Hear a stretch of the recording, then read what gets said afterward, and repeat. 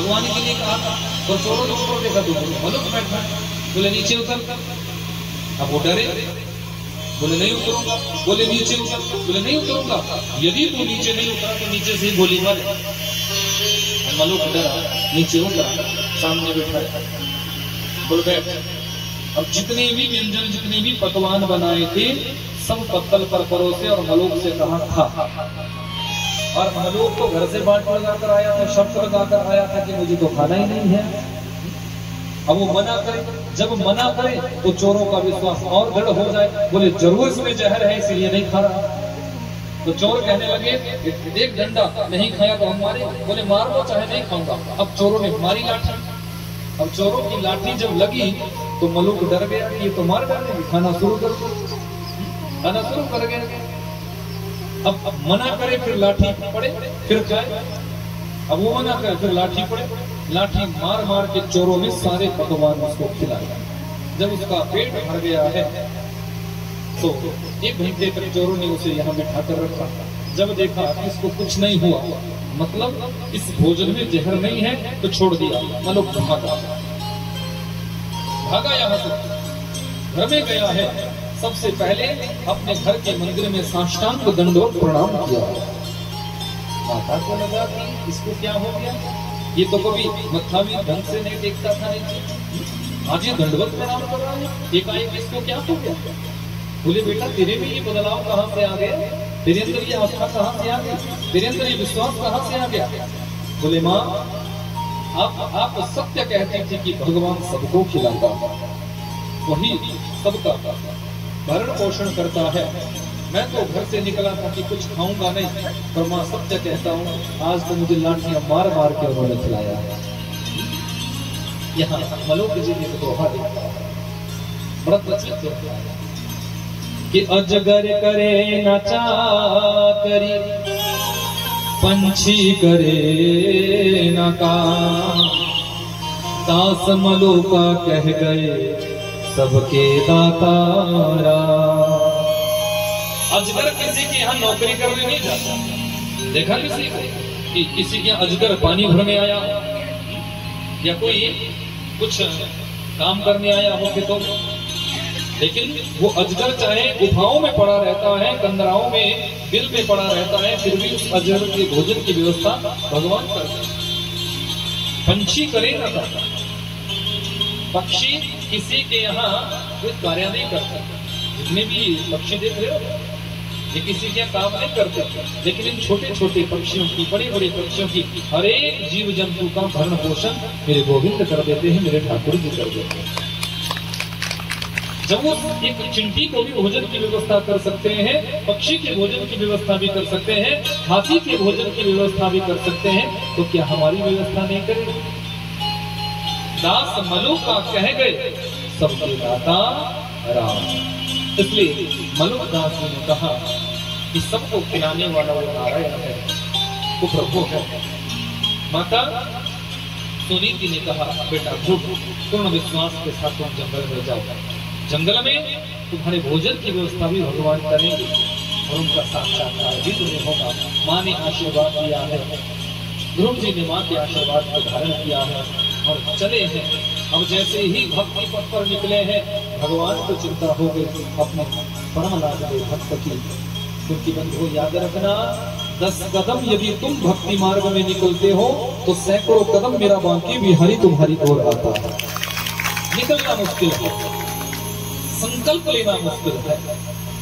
संकल्प ले लिया ना, यदि संकल्प आपने ले लिया कि नहीं हमें ये ऐसा करना है, ये पूजा करनी है, ऐसे भगवान की भक्ति करनी है, हमें कथा करवानी है, हमें मंदिर निर्माण का कार्य करवाना है, हमें धर्म का ये कार्य करना है, बस संकल्प लेना ही मुश्किल है।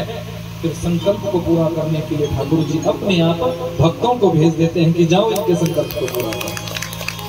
अनुभव बता रहा हूं अपने जीवन, बड़े बड़े संकल्प, शायद उन संकल्पों को पूर्ण करने की हमारी कोई सामर्थ्य नहीं थी, पर मेरे बाकी बिहारी सरकार ने इतनी बड़ी कृपा की, अपने आप चुन चुनकर भक्तों को भेज दिया कि जाओ आपको इस संकल्प को पूरा करने के लिए सहयोग करवाना है। और मेरे ठाकुर जी की कृपा से वो धीरे धीरे वो संकल्प पूर्णता की ओर जा रहा है। सब मेरे बांके बिहारी सरकार की कृपा है, सब मेरे ठाकुर जी की कृपा है। घर से निकले हैं, माँ का आशीर्वाद लेकर चले हैं, संत नारद जी को भेज दिया, जाओ देव ऋषि। 5 वर्ष की अवस्था है मेरे भक्त की, ये क्या जानता है मेरी भक्ति करना, कैसे मेरा नाम जपेगा, कैसे मेरी प्राप्ति होगी। क्योंकि जब तक हम गुरु से दीक्षित नहीं होते, गुरु के द्वारा हम ज्ञान नहीं लेते, हम मंत्र शक्ति नहीं लेते, मंत्र नहीं लेते, तब तक हम आधार रहित होते हैं। हमारे जीवन में कोई आधार नहीं है। गुरु जब कानों में मंत्र देते हैं तो वो मंत्र शक्ति ही हमारे जीवन में चमत्कार सिद्ध करती है। वही मंत्र शक्ति हमें परमात्मा का दर्शन कराती है, इस जन्म में भी वो कल्याण करती है और मरणोपरांत भी गुरु ने जो कानों में मंत्र दिया है उसी मंत्र शक्ति का प्रभाव हमारे साथ चलता है और हमें नरक की यातनाओं में डूबना नहीं पड़ता। साक्षात मेरे बांके बिहारी सरकार का वैकुंठ धाम हमें प्राप्त होता है। संत नारद जी आए, क्योंकि मंत्र भगवान नहीं देते, याद रखना। क्या भगवान यहाँ नहीं आ सकते थे? परमात्मा खुद भी तो आ सकते थे, लेकिन संत नारद जी को भेजा। क्यों? क्योंकि नारद जी संत है, नारद जी सदगुरु है और जीव का कल्याण करने के लिए गुरु को ही भगवान भेजते हैं। जब गुरु अपने शिष्य को, अपने भक्त को ज्ञान देता है तो उस ज्ञान को ग्रहण करने से शिष्य को ईश्वर की प्राप्ति होती है। इसलिए नारद जी को भेजा है, जाओ आप मेरे भक्त को दीक्षित कर। नारद जी आए हैं। ध्रुव जी ने नारद जी को देखा तो दूर से ही प्रणाम किया। संत को देखकर झुकना आता है, समझो मर्यादित है, जीवन में मर्यादा। बड़ों को देखकर, मैंने कहा ना भक्त का लक्षण क्या है, उन लक्षणों में एक लक्षण ये भी है विनम्रता, सम्मान। आप जितनी मर्जी भक्ति कर लेना, माला जप लेना, पूजा कर लेना, कथा सुन लेना, यदि सामने से सास ससुर आ रहे हैं और आप लकड़बग्गे की तरह निकल जाओ कि हमें तो झुकना ही नहीं, हमें तो प्रणाम करना ही नहीं, तो फिर वो पूजा पाठ तुम्हारी बिल्कुल बेकार है। अपने से बड़ों को सम्मान देना यदि आपने नहीं सीखा तो समझ लेना आपके द्वारा की गई भक्ति बिल्कुल निरर्थक है, बेकार। हम भक्त का लक्षण है विनम्र ही होना, विनम्रता जिसके अंदर है। तो ध्रुव जी ने तुरंत संत नारद जी को देखते ही प्रणाम किया। संत को देखकर झुके हैं। नारद जी समझ गए भक्ति का लक्षण है, भक्त का लक्षण है इनके अंदर। अरे बेटा तुम्हारा नाम क्या है? हे महात्मा मेरा नाम है ध्रुव।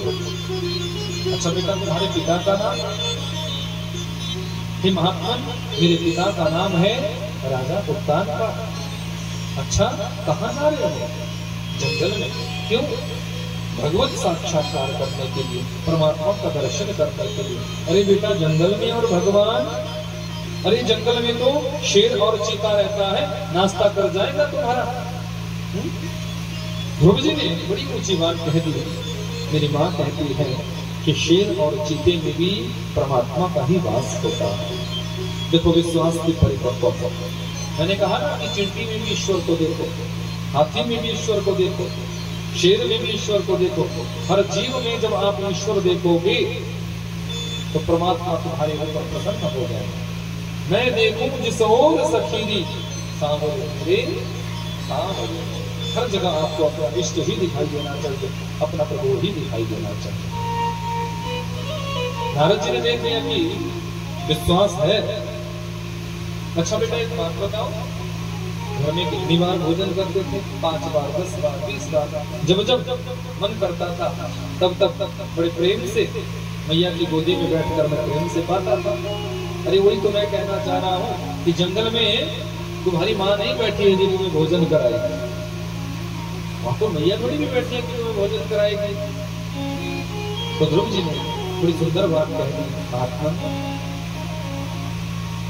मेरी माँ कहती है कि परमात्मा हर परिस्थिति में हर जीव की व्यवस्था करते हैं कि जब दांत नहीं तब दूध दियो, अब दांत दियो कछु और भी दे दो।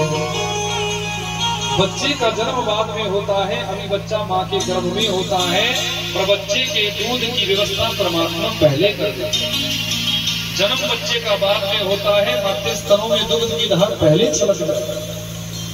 जब हमारे जन्म लेने से पहले वो हमारे दूध की व्यवस्था कर सकता है, तो क्या जंगल में हमारे भोजन की व्यवस्था नहीं करेगा? बोलो, करेगा नहीं? अवश्य। वो सबको खिलाता है और सबको खिलाने के बाद ही परमात्मा खाता है। एक बार देवी लक्ष्मी जी को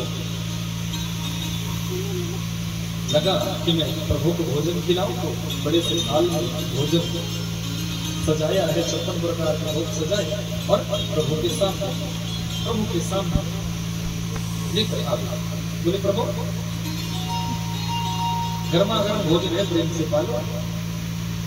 तो नारायण जी ने आंख खोली और कहा कि देवी अभी नहीं पा सकता। क्यों?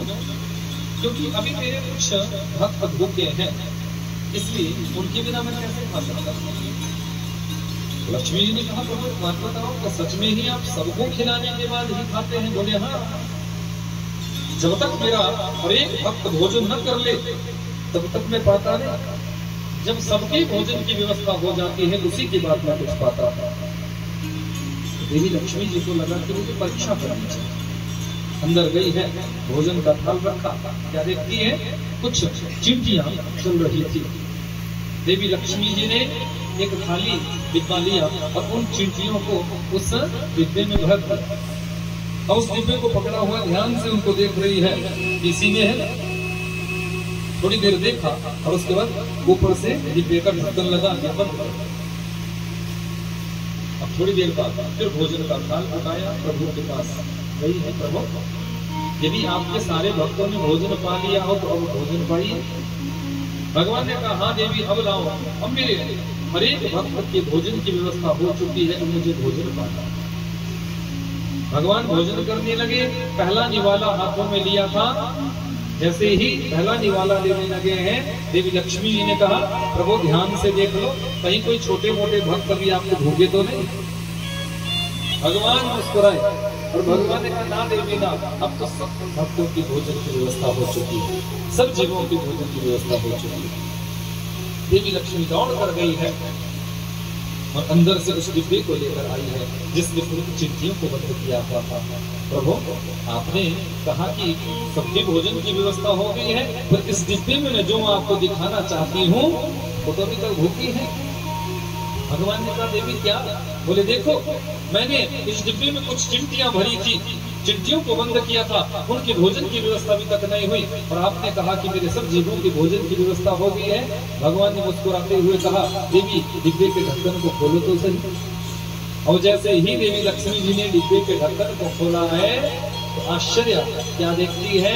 वो छोटी छोटी चिंटियां उस डिब्बे के बीच में चंदन लगे हुए अक्षत गिरे हुए हैं, चावल के दाने गिरे हुए हैं, और वो छोटी छोटी चिंटियां उन चावल के दानों को खा रही हैं।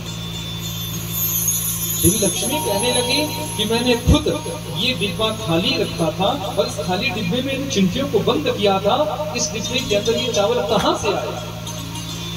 भगवान ने कहा, देवी तुमने तो अपनी चालाकी दिखाई, लेकिन जब तुम इस डिब्बे में इन चिंटियों को डालने के बाद देखने लगी, उसी समय मैंने हवा का एक झोंका चलाया, और जैसे ही वो हवा का झोंका चला है, तुम्हारे मस्तक पर, तुम्हारे ललाट पर, तुम्हारे भाल पर लगे हुए चंदन मिश्रित अक्षत, चंदन मिश्रित ये चावल जो लगे हुए थे, मैंने हवा के झोंके से हिलाए और हिलने से उस डिब्बे में गिर गए। तुमने तो सोचा कि इस डिब्बे में कुछ नहीं है, पर मैंने इस डिब्बे के अंदर भी इनके भोजन की व्यवस्था बना दी।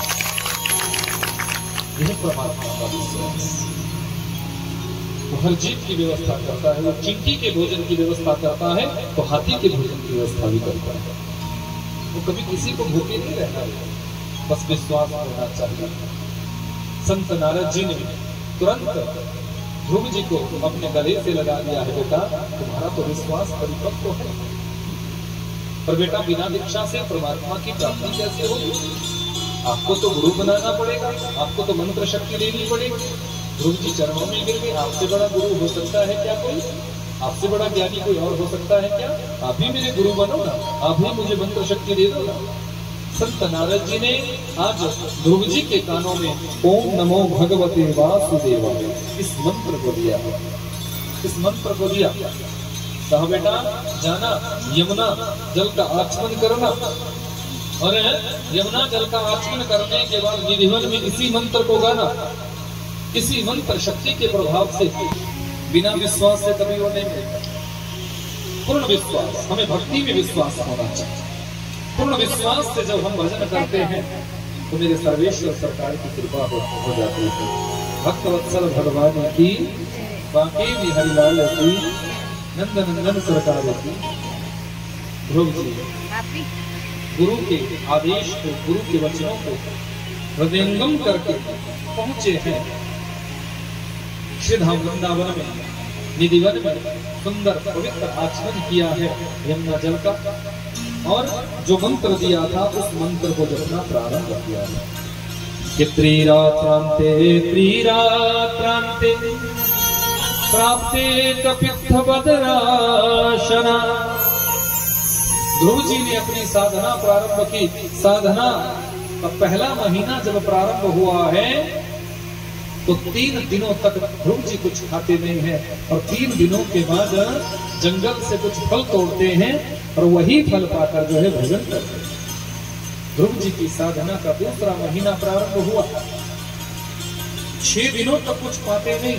6 दिनों के बाद जो फल खा रहे थे अब फल खाना छोड़ दिया और वृक्षों के सूखे पत्ते तोड़कर पा रहे हैं।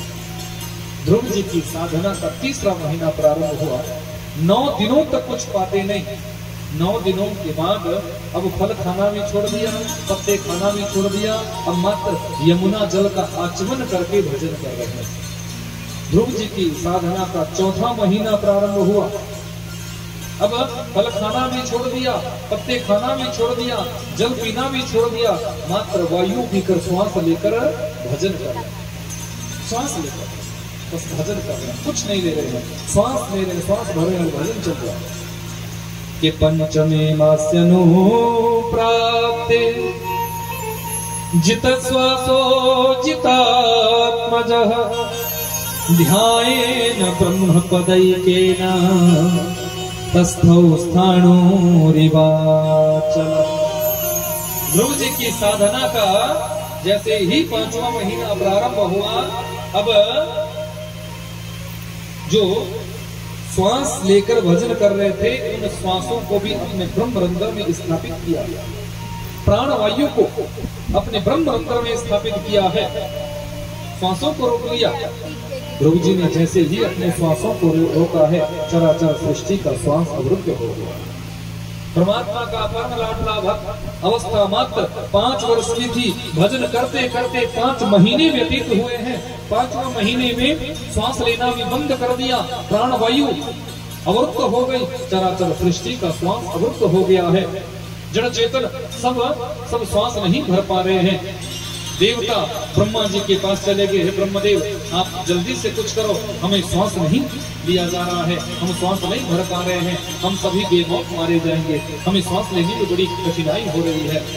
ब्रह्मा जी कहते हैं जो परिस्थिति तुम्हारी है वही परिस्थिति मेरी है, उससे भी श्वास नहीं भरा जाता, हमें नारायण के पास जाना चाहिए। सब दौड़े हैं, नारायण जी के पास पहुंचे, हे नारायण महाप्रभु आप ही कुछ करो, हम सभी श्वास नहीं ले पा रहे हैं, श्वास लेने में बड़ी कठिनाई हो रही है। मेरे नारायण महाप्रभु कहने लगे, देवताओं निधिवन में मेरा नन्हा सा भक्त अपने श्वासों को रोककर मेरा भजन कर रहा है, इसलिए चराचर सृष्टि की प्राण वायु अवरुद्ध हो गई है। प्रभु जल्दी से अपने भक्त को दर्शन दे दो, प्रकट हो जाओ ना अपने भक्त के सामने, नहीं तो हम सब बेमौत मारे जाएंगे, हम सब मारे जाएंगे।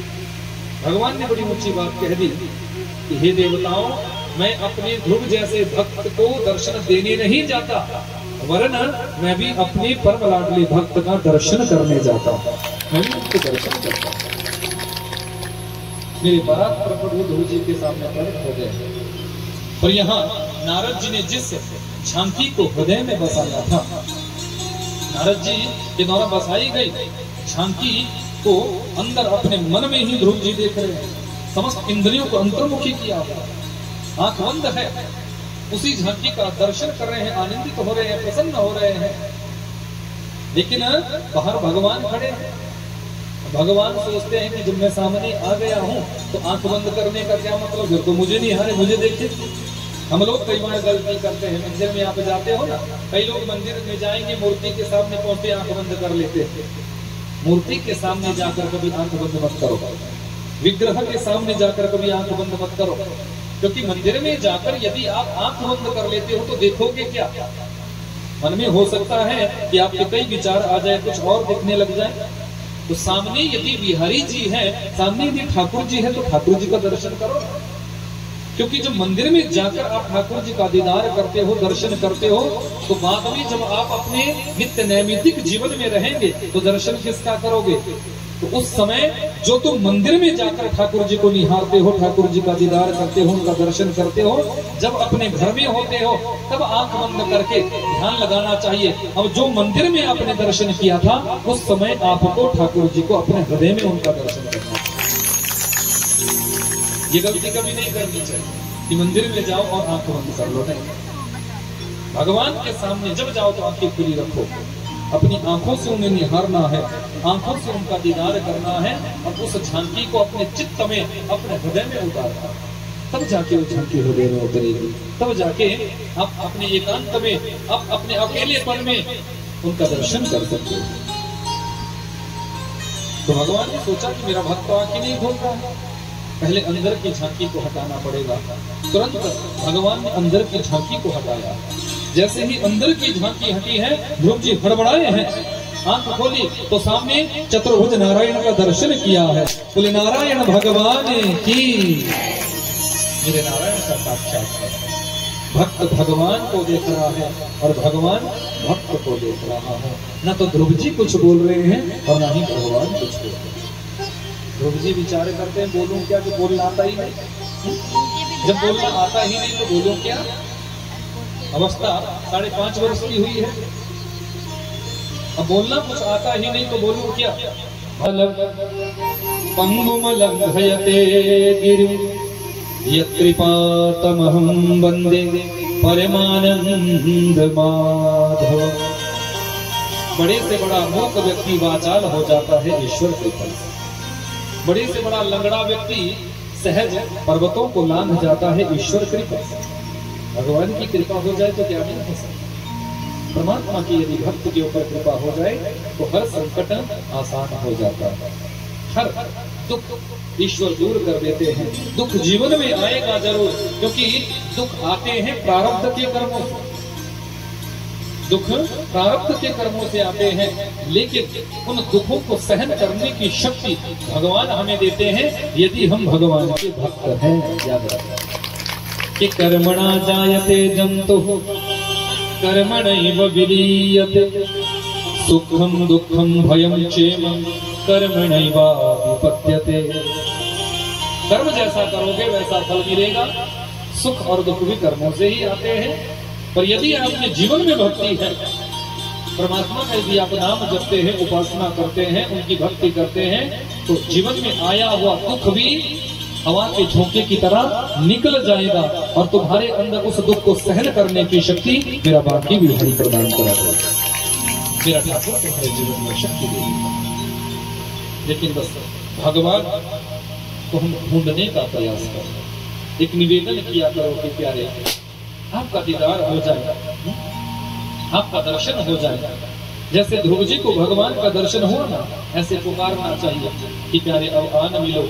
आप आओगे तभी तो आपका दर्शन होगा, तभी तो आपसे 2 बातें करेंगे, तभी तो अपने दुखड़े आपको सुनाएंगे, तभी तो आपका दीदार करेंगे, तभी तो अपने जीवन की हर एक व्यथा को आपके सम्मुख रखेंगे। तो ये तब होगा जब आपके अंदर पूर्ण भक्ति, पूर्ण श्रद्धा, पूर्ण विश्वास की जागृति हो। अब आन मिलो घनश्याम, बहुत दिन बीत गए, बहुत दिन बीत गए हो, बहुत दिन बीत गए हो।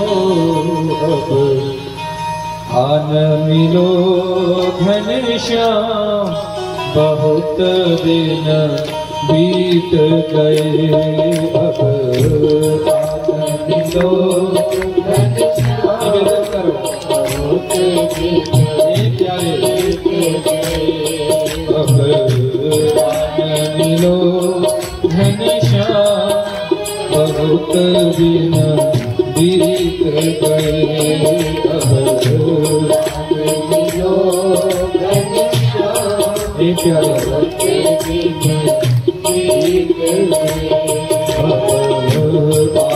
मिलो घनश्याम बहुत दिन बीत गए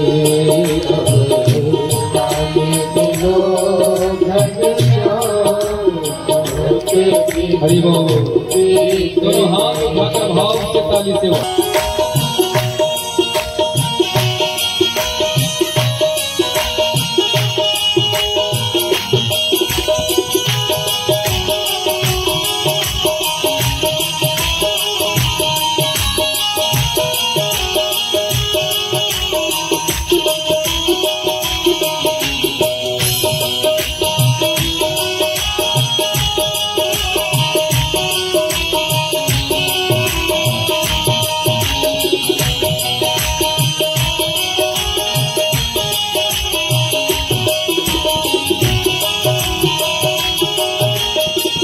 राधा की अखियन के तारे राधा की अखियन के तारे राधा की अखियन के तारे राधा की अखियन के तारे मेरे भी बन जाओ सहारे मेरे भी बन जाओ सहारे मेरे भी बन जाओ सहारे मेरे भी बन जाओ सहारे मेरे भी बन जाओ सहारे जो भक्तों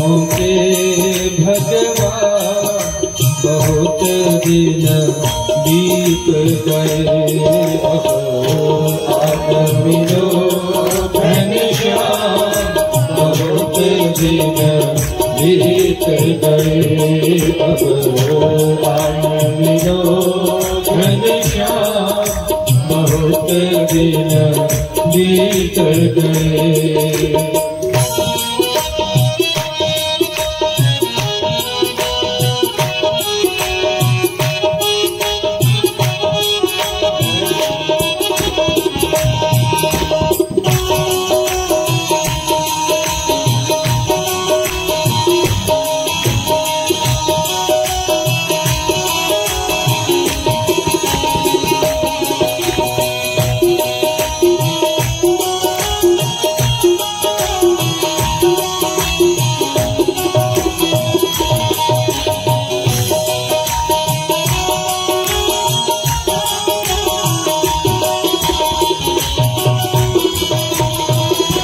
मुरली वाले मुरली बजाना मुरली वाले मुरली बजाना मुरली वाले मुरली बजाना मुरली वाले मुरली बजाना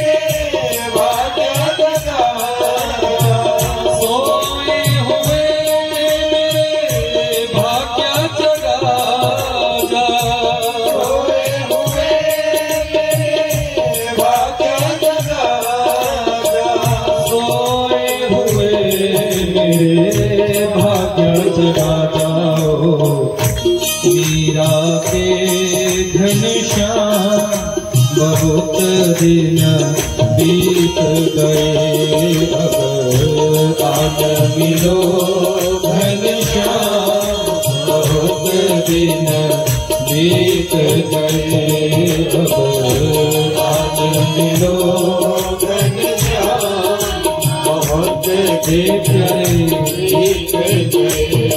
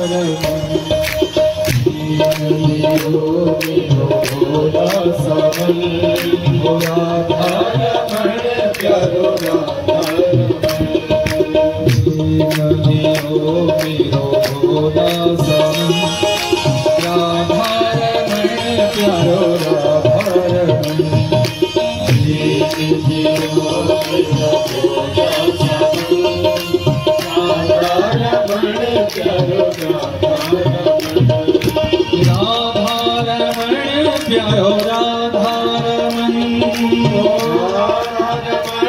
प्यारो राधा रमण ओ राधा रमण प्यारो राधा रमण ओ राधा रमण प्यारो राधा रमण राधा रमण प्यारो राधा रमण ओ राधा रमण प्यारो राधा शीन दियो मेरा भोला ओ राधा रमण प्यारो राधा रमण शीन दियो मेरा भोला हरि बोल।